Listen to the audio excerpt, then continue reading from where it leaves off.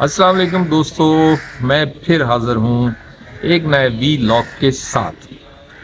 दोस्तों, ज़िंदगी में कभी कभी बहुत मुश्किल हो जाता है गलत और सही के दरमियान तमीज़ करना।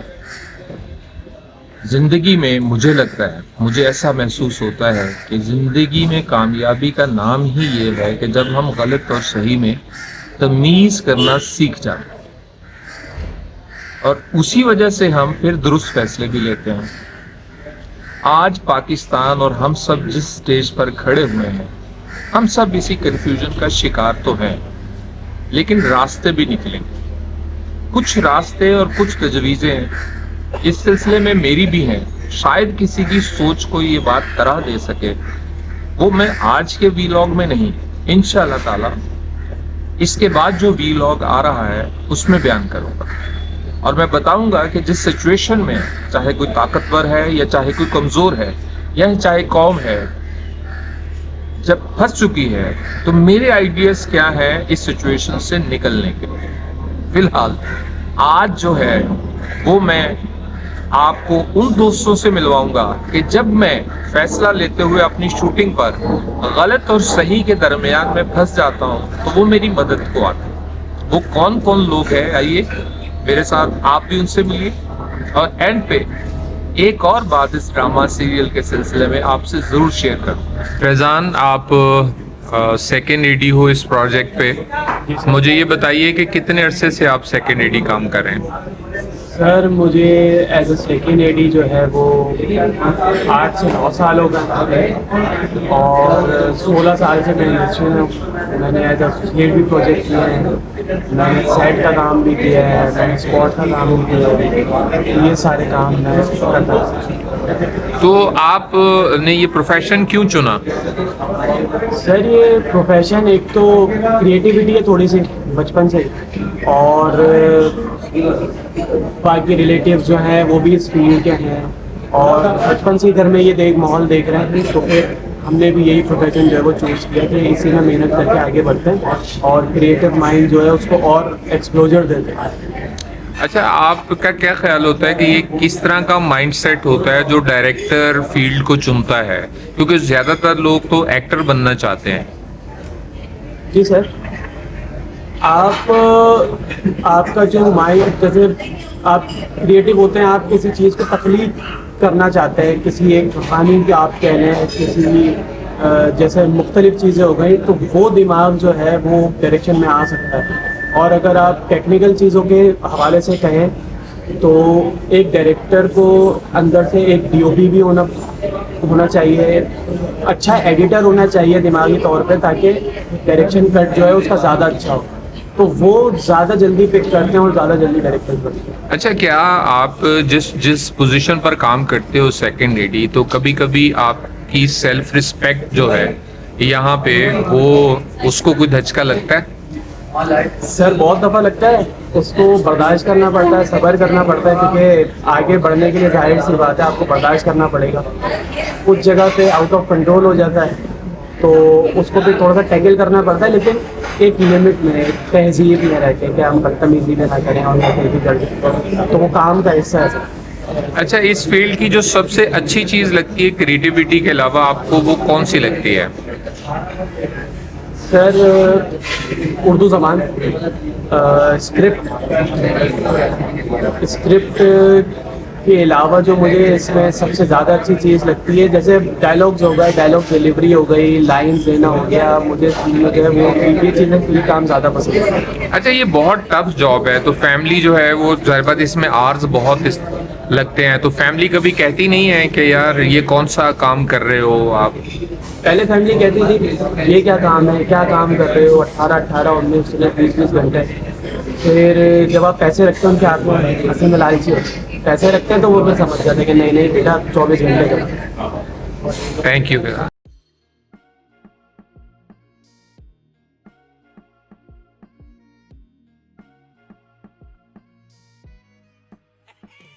जाफर, बतौर एसोसिएट आप कितने अरसे से काम कर रहे हैं?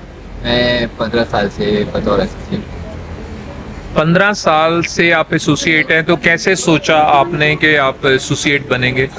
मैं इस मैं इस फील्ड में जब आया तो मेरा इरादा था, क्योंकि मेरा अदब की तरफ रुझान था, और हैदर इमाम रिजवी साहब के साथ मैंने काम शुरू किया और हैसियत डायरेक्टर मैं उससे मुतासिर भी था।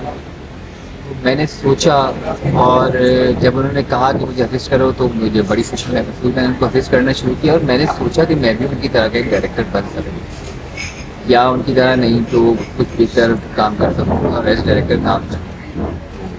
इसलिए मैंने ये शुरू किया। तो अब तक ये मौका क्यों नहीं मिला आपको? 15 साल हो गए कि आप कुछ डायरेक्शन करें। इसकी मुख्तलिफ वजूहत हैं। मुझे लगता है कि शायद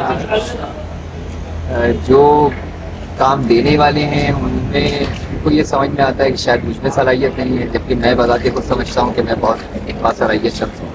मैं खुद आपके साथ दूसरा प्रोजेक्ट कर रहा हूँ जाफर, तो मैं समझता हूँ कि आप में बहुत सलाहियत है। एक मौका मिले तो किसी की सलाहियत का जो है वो अंदाज़ा होता है, लेकिन मुझे बुनियादी मुश्किलात बताएं। बहैसियत एसोसिएट क्या मुश्किलात होती हैं आपको? हैसियत एसोसिएट जब हम प्रोडक्शन पे जाते हैं तो वहाँ पे बहुत ज़्यादा मुश्किलात हमें दरपेश आती हैं। बाद दफ़ा हम लोकेशंस के हवाले से फंस जाते हैं और हमारे पास डेट्स डिफरेंट होती हैं, क्योंकि हम प्री प्रोडक्शन में सारा काम कर चुके होते हैं। उस वक्त हमने ये नहीं सोचा होता कि हम लोकेशन के हिसाब से काम करेंगे, हम एक्टर्स के ऊपर काम करते हैं और एक्टर्स की डेट के ऊपर काम करते हैं। बाद दफ़ा हम कहीं लोकेशन पे जाते हैं और उस लोकेशन की कुछ मसले मसाइल ऐसे होते हैं, उसकी वजह से हमारा स्केड्यूल जो है वो ख़राब होता है। अब स्केड्यूलिंग ख़राब होने की वजह से हमारे प्रोडक्शन पे उसका फ़र्क पड़ता है और मेरे काम पे तो ख़ास तौर पे फ़र्क पड़ता है, क्योंकि उसको हमने एडजस्ट करना होता है अपने टाइम स्पेन में। उसी स्केड्यूल को हमने कंप्लीट करना है, उसको हमने अपने टाइम को बीट करना है और सारे प्रोजेक्ट को कंप्लीट करना है। बाद दफ़ा ऐसा भी होता है कि एक्टर्स जो हैं उनकी डेट्स पहले कुछ और कंफर्म होती हैं और फिर एंड मौके पे आके किसी भी वजह की वजह से कोई सी भी ऐसी वजह हो सकती है जिसकी वजह से वो डेट्स हिल जाए। तो डेट्स हिलने की वजह से, एक एक्टर के डेट हिलने की वजह से बाकी जो उससे मुंसलिक जो 15 से 16 एक्टर्स होते हैं उन सब के डेट्स हिलाना जो है ना बहुत मुश्किल होता है, स्केड्यूल हिलाना बहुत मुश्किल होता है। या बाद दफ़ा ऐसा होता है कि कभी हम सब कुछ लाइन अप करके बैठे होते हैं, हमारी शूट है और अचानक ये खबर आती है कि किसी एक्टर का फ़ोन आया कि यार सो सॉरी मैं नहीं आ सकता कल, या मैं नहीं आ सकती क्योंकि ये प्रॉब्लम हो गई है, या ये कि हम अचानक बारिश का सामना करने लगे या कुछ और ऐसे हालात पैदा हो गए जिसकी वजह से हमारी शूट नहीं हो पाई। तो उस एक डे को एडजस्ट करना जो है वो बहुत मुश्किल हो जाता है। मैं इस बात को अंदाज़ा मुझे भी है और इस पे हमने काफ़ी तफसील से रोशनी डाली। लेकिन चूंकि जाफर एसोसिएट को सबसे पहले आर्टिस्टों के साथ कम्युनिकेट करना पड़ता है, और सुनने में ये आया है, देखने में भी आया है कि आर्टिस्ट के मूड स्विंग्स बहुत होते हैं। तो आपको आर्टिस्ट से कम्युनिकेट करने में क्या क्या मुश्किलात होती हैं? अच्छा, मुझे आमतौर पे आर्टिस्ट से कम्युनिकेट करने में कोई मुश्किल नहीं है। कुछ गिने चुने ऐसे आर्टिस्ट हैं जो कि हर वक्त जो है वो अपना गुस्सा ऐसे रखते हैं या अपना एटीट्यूड ऐसा बना के रखते हैं कि समझ में नहीं आता कि इनको किस तरह हैंडल किया जाए। अब उसकी क्या वजह है और क्या नहीं है, हालांकि दोनों एक ही फील्ड में काम कर रहे हैं, उनका डिपार्टमेंट डिफरेंट है, मेरा डिपार्टमेंट डिफरेंट है, और उनको पता है कि मेरी ये जॉब है कि मैं उनसे ये कम्युनिकेट करके उनसे ये सीन करवाना है मुझे हर हाल में। उसके बावजूद भी एटीट्यूड दिखाना, तो मुझे समझ में नहीं आता कि क्या वजह है। सुनने में ये आया है, लोग कहते हैं, मैंने भी सुना है कि बाद आर्टिस्ट कहते हैं कि अगर हम एटीट्यूड ना दिखाएं तो हमारी कोई अहमियत नहीं रहेगी। अगर हम बिल्कुल डाउन टू अर्थ रहेंगे तो लोग हमें जो है वो ऐसे ही समझने लगेंगे, यार इसको तो बस सही है, यार इसको तो जैसे भी ट्रीट करो वैसे सही है। तो इसलिए एटीट्यूड दिखाना चाहिए ताकि हमें जो है वो ट्रीटमेंट जो है वो महाराजा वाली या महारानी वाली चीज़ें। अच्छा जाफर, ये बताइए कि अगर जब आप बतौर डायरेक्टर डायरेक्शन करेंगे पहली, तो कैसी कहानी चुनेंगे आप? मैं बजाते खुद जो है वो कुछ डार्क सब्जेक्ट्स पे काम करना चाहता हूँ, या इंसानी नफ्सियात, क्योंकि मेरा पसंदीदा मौजूद है इंसानी नफ्सियात। और मैं जब अपना कोई भी प्रोजेक्ट करना होता है एज एन एसोसिएट, मैं उसके कैरेक्टर की नफ्सियात के ऊपर गौर करता हूँ कि ये कैरेक्टर अगर ये बात कर रहा है तो इसके पीछे क्या वजह हो सकती है, क्या सोचा होगा इसने, इसके साथ क्या गुजरी होगी, या इसने अपने मुस्तकबिल के हवाले से क्या सोचा है। मैं अगर अपना प्रोजेक्ट कोई भी करना चाहूँ तो मैं उसको बस सोचूंगा कि उसमें कैरेक्टर बेहतर तरीके से उजागर हो सकते हैं। अच्छा ये बताइए कि आपका अब तक का जो आपके यादगार ड्रामे बतौर एसोसिएट हैं वो कौन सा है, आप एक आध का नाम लेना चाहेंगे? पाकिस्तान एयरफोर्स पे एक मैंने प्रोजेक्ट किया था शील्डिंग के नाम से, बहुत ज़्यादा यादगार मेरा प्रोजेक्ट है। इसमें क्योंकि हम जो नॉर्मली ड्रामे करते हैं ड्राइंग रूम पॉलिटिक्स या रोमांस, उससे बिल्कुल हटके था। अच्छा ये बताइए कि आजकल जो है, सॉरी मैंने आपकी बात काटी, कि एसोसिएट्स जो हैं वो मार्केट में या इंटरेस्ट से लोग आ नहीं रहे, इसकी क्या वजह है? देखिए एसोसिएट्स की तरबियत से गुजर के एक आदमी एसोसिएट बनता है।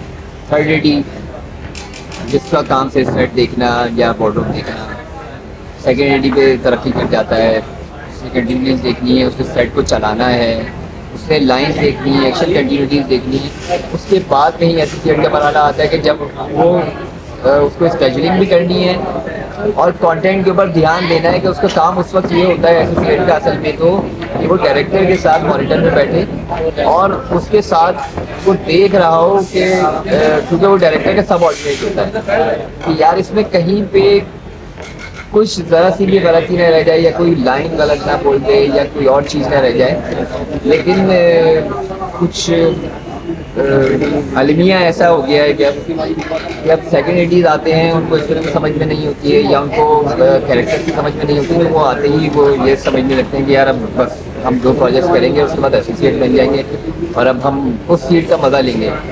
जबकि ये सीट मज़े लेने वाली नहीं है, ये सीट बहुत जिम्मेदारी की है। उसके लिए क्योंकि तब के जो चीज़ है ना वो कुंदन बनती है, तो इसको ख्याल रखना चाहिए सब लोगों को कि आप इतनी जल्दी जंप ना करें एक सीट से दूसरी सीट के ऊपर।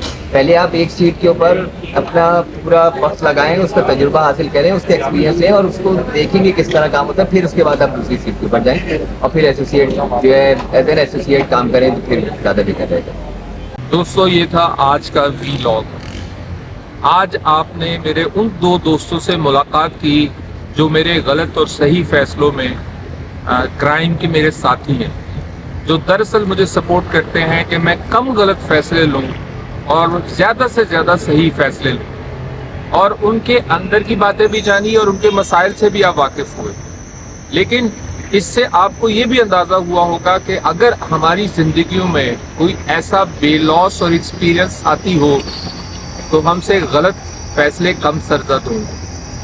शुरू में जिस टॉपिक पे मैं आपसे बात करना चाहता हूँ उसके हवाले से ये मत जानिएगा कि सिर्फ यही एक सबऑर्डिनेट अच्छा मिलने से आप कम गलत फैसले नहीं लेते। इसके लिए और भी बहुत सारी चीज़ों की ज़रूरत होती है जिसके पॉइंटर मैंने नोट डाउन कर रखे हैं। इंशाल्लाह मैं एक मुफस्सल वीलॉग में आप दोस्तों के साथ अगले ही वीलॉग में शेयर करूँगा। बस आप मेरे साथ जुड़े रहिए और अमीन इकबाल ऑफिशियल देखते रहिए और अपना फीडबैक देते रहिए। खुदा हाफिज़।